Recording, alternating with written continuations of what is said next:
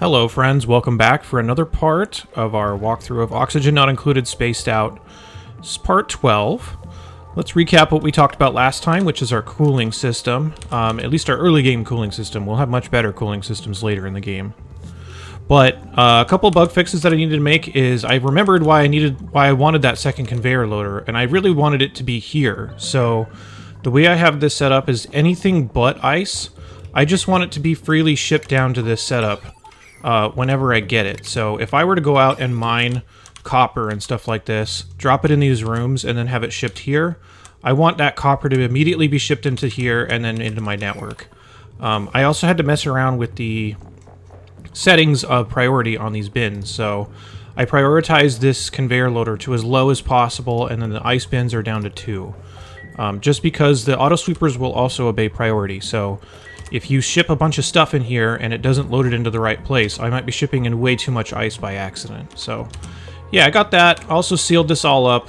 Other water stuff is I do have them pumping out of these last 2 natural pools that I have, so that'll be the last of our natural water, which is going into our system, which is going to kind of springboard into what we're going to talk about in this video. But I do have a couple other things that I want to talk about before we do that. One of which is we're getting different kinds of hatches, which will definitely happen. I really don't want these sage hatches, so I'm just going to kill them. If you get any eggs that you don't want, you can hook it up to this same system to go to your drowning tank, and just kind of specify all the eggs that you would rather have drowned than keep around. So pips, we're not going to be doing anything with those in this run. Sweetles, pufflets, anything like that, sage hatches, you can just send them in there. Stuff that I don't want to send in there is like the fish. If I get fish eggs, I'd really rather have them somewhere else than inside here, because that's not the greatest place for them. I'd rather have them be wild. So yeah, any of the fish, no. Drecklets, I'm still totally not sure what we're going to be doing with them yet. I know we're going to be taking them to other asteroids, so I don't want to get rid of them if I do find those eggs. And slug eggs. We're going to be using those on the next asteroid for sure, so definitely don't want to waste those and kill the critters that come out of them, so yeah.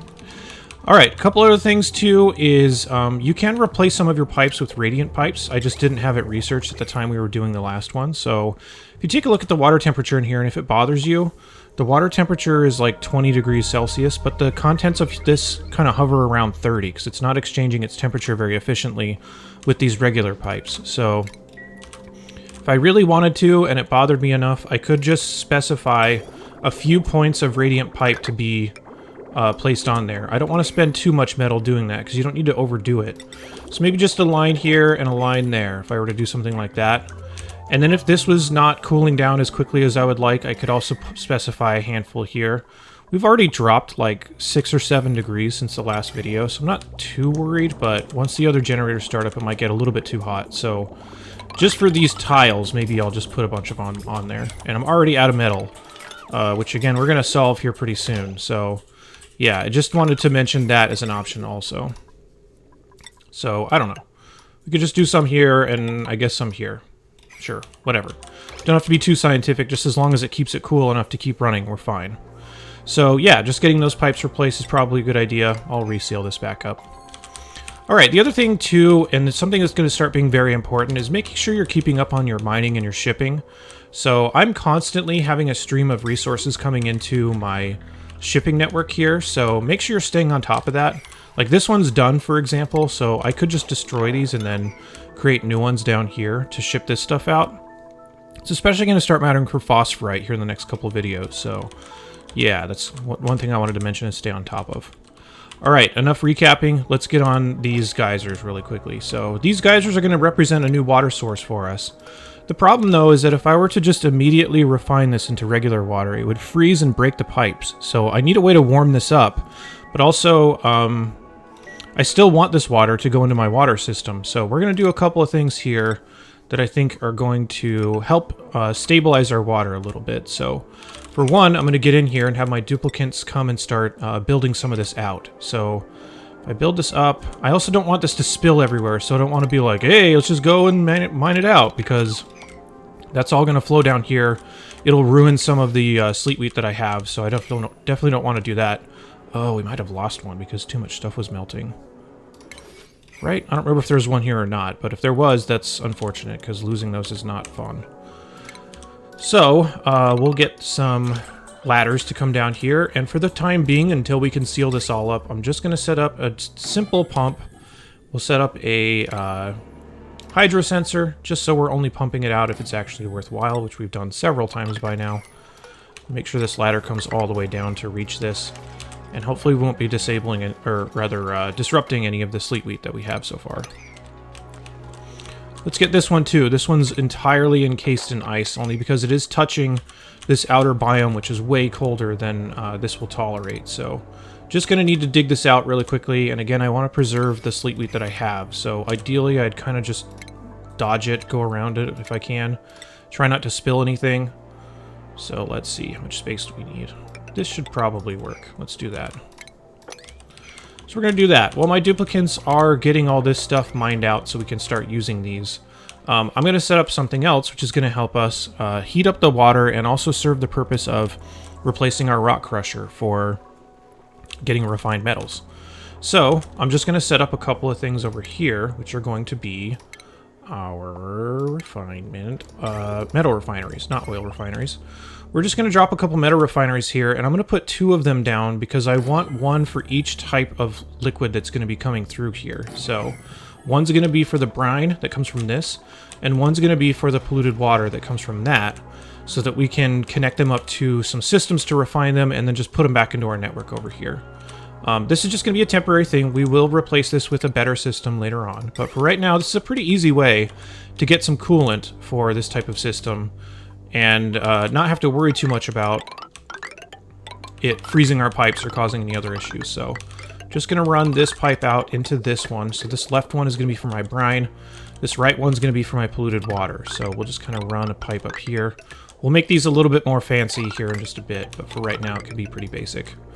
I'm just going to use all insulated pipe while I'm going through this. I could run this through the biome. There's like too much stuff in the way down here. I guess this isn't that bad. Never mind, I'll just go this way.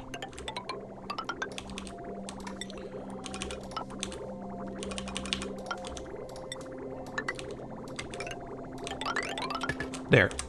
So we've got one for brine, one for polluted water, and that means that we have the mechanisms to, or rather we have a flow of these 2 types of things. So if we want to turn that into regular water after it's done being used as coolant, we can just send it down this way.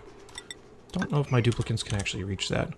And send it down this way, and we can set up some areas to refine it. I'm going to get rid of this bin, by the way. We'll hook this up to our shipping network later. So I'm just going to do something like this. I don't know how far over we're going to need to go, but I'm pretty sure this will fit. So, for the polluted water, I'm going to put it on the right side, since that's mainly where it's going to be flowing from. And then the left side is going to be our desalinators, which it looks like I don't have researched yet. Let me get that. Where is it? Right? Don't I? I don't know why. I always have the hardest time finding this building. There it is. Okay. So once we get desalinators, we'll put them over here. Probably just get rid of those 2 buildings so we can actually fit them. Then once they get refined into regular water, we can just send them straight into our network. So we already have pipes that are going to be to drain into our system right here. So we can just kind of hook them up like that. And same thing with the desalinators as well. Once we get those researched, we can hook those up also. Now the power for these things is a lot, 1200 watts. So this might be a little bit of a challenge if you don't have a lot of natural gas going on. But we do need a little bit of refined metal before we go to the other asteroid.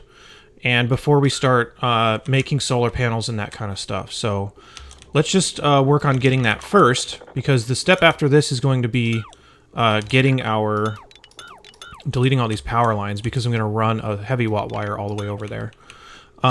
Because we're going to want to get on another power source before we leave, and before we expect a lot of production off of these things. So if you don't have a lot of coal, this transition is going to be a little difficult.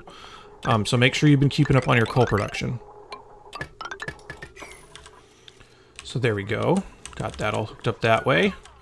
Let me give my duplicants some time like we typically do. I don't want to just sit here and have nothing happening while I'm building all this out. So I'll get our lines reconnected. We'll make sure we have power to these things, and then we'll start setting up some jobs to refine some metal. Oh, we could probably build this out up here.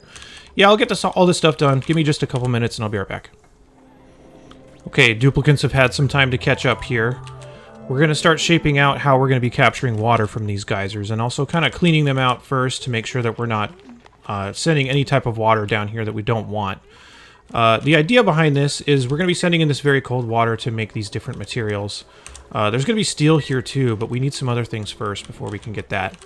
But if we send down just like regular water doesn't have enough ability to absorb the heat that's going to be created from a lot of these jobs.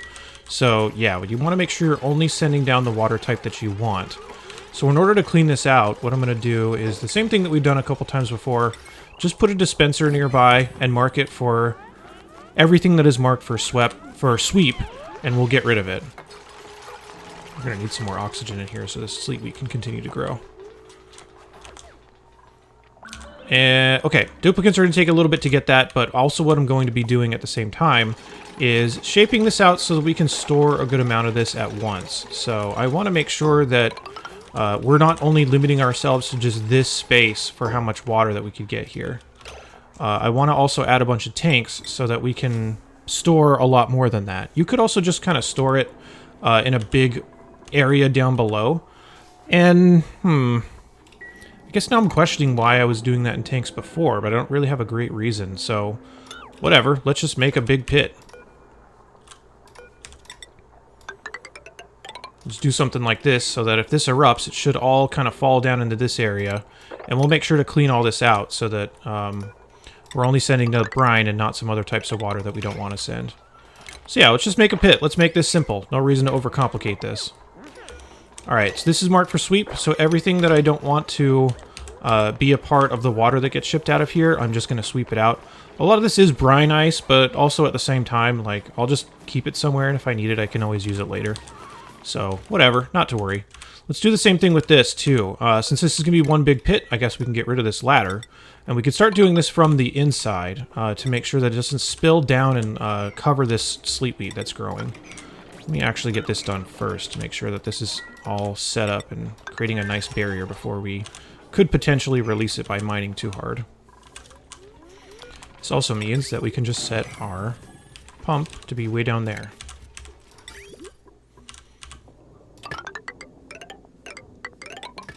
There we go. Something like this. Is this enough? Probably not. I guess we'll probably just need a couple. Well, no, they can reach it from the top. That should be fine. Just gonna dig all this stuff out. So yeah, nothing too interesting. Just kind of making a pit here of water where this can all run for the type of water that I'm interested in. So yeah, I'll just kind of do this off recording or off screen or whatever you want to call it. Just because this is not super interesting, just watching me dig a hole. So yeah, let me get this done really quickly, and we'll come back. We'll start talking about making some errands for these metal refineries. All right, pretty much have our water pits all dug out for each one of them. So I'm just gonna go ahead and seal. Oh, I need to clean this up actually. I've been cleaning up this left one, and I also figured that whatever we sweep out of here, we might as well just drop near where we can load it back in for usage in our cooling network, because our ice is running a little bit low, at least for right now. We will get a lot more in just a second. So yeah, just kind of moving stuff in a more accessible location, so if I can ship anything out that I'm going to use, then I might as well do that. Also, another thing that I might find in here that I might want to ship out is going to be rust. So if you find any rust or salt or anything like that in here that could be in these biomes, might as well send those out too. Okay, so let's start queuing up some stuff to get this sent out. I'm only going to pump this out if it's above 500. I want to make sure it's actually worth pumping out. So I'm going to start sending in some really cold polluted water into my metal refinery so we can start making some stuff with that. So it's going to be in this one. Oh, we still need to send it out somewhere. Send it down here. I had to redo the pipes here a little bit, so we'll get that in just a second. But one thing that I really need in order to start making steel, which I'm interested in, is iron. So I'm going to queue up a little bit of iron. Wolframite, we'll worry about that a little bit later. The gold is something you can't really refine if you're on this type of setup, only because it will not heat the water up enough. So I'm going to refine some copper as well. This is just going to be a better trade than your rock crusher. So your rock crusher isn't really going to be used for that anymore. But still, you want to use it for creating eggshells. So I'm going to set something up so that we can, or sorry, not eggshells, create lime. so that we can start creating lime, which are the last couple things that we need for steel. Going to also set up a kiln, because we need some refined carbon for this also. So once that refinery is used to make some refined metal, it's just going to run down into these water sieves like we had before. We can also deconstruct this water sieve once we get everything hooked up, because we might as well just refine it all in one place. Same thing with the desalinators, so I do have that research now, so let's get those placed. There we go. Fits pretty well. Then whatever we get from here, we can just run into this, and then kind of send it out into the clean water line. Same thing with this one. We have the line coming down here, and this is already going to be fairly warm water, so I'm not really that worried about it being insulated. Just something like that. So now we kind of have a full loop of, if we need more water, then all we have to do is run some jobs that we're going to want to run anyway to refine some metals, and then that'll just be sent down into our water network, and we can kind of keep this whole thing spinning. So yeah, pretty straightforward. I'm going to probably need my own transformer for this stuff down here, so might as well just place that. There we go. Something like this. Now for creating lime, you just want to create it from every source that you have. That's kind of the whole point of these. So you're going to find some other sources as well, like fossil, which we haven't discovered yet, or some pulp shell melts and something like that. We also want to create some refined carbon, so I'm just going to queue up 99 of these jobs. And once I have all those materials, a job for steel is going to show up here. Let me see if I can buy enough time before we are ready to show that job, because we will need a little bit for the rock crusher and the kiln to finish up. If this is also getting too hot, we could just create some metal tiles right below this to help keep this area a little bit cooler. And then once this area starts to touch the top with the water, it's like almost there. It'll start cooling this area too, just by being right next to it. So we could just do something simple like this so this area doesn't overheat too much. Because the rock crusher and the kiln and everything is going to produce a good amount of heat, but you can just use the liquid that you already have here. That'll be nice. Okay, I think we're ready for steel. Yep, there we go. So for steel, I'm just going to create as much as I possibly can, because I'm going to need a good amount of this before I go to the other asteroid. But yeah, that's pretty much it. That's kind of the whole route here. I'm just going to get the rest of this all swept up. This is pretty much ready to be sealed, so we can send this out. This needs to be above. And it doesn't need to be that low. It can just maybe do like 200, something like that. We'll deconstruct this one, and then we'll get this all swept up and sealed up. But yeah, that's pretty much a good way to continue to add to your water network here. You can see we're basically full. These are all sent out of here, but this is a good way to supplement for the time being, because we're going to do a couple more things that are going to be reliant on our water before we start exploring the other asteroids. The next thing, though, that we want to get ready for, and you want to make sure that you did have your reed fibers started, is I'm going to start getting suits up so we can start mining some of this area out and create some solar panels. So, well, actually, there's one more thing we need to do before that. Now that I'm remembering this, because if we're going to make solar panels, we need the research for it, but we don't have this yellow research yet. So next video for sure is going to be about material sciences, so you can start getting that type of research. So we'll jump into that here really quickly. It'll just be immediately after this one. Just going to kind of go one after the other. So I'll see you there in just a bit. Thanks for watching.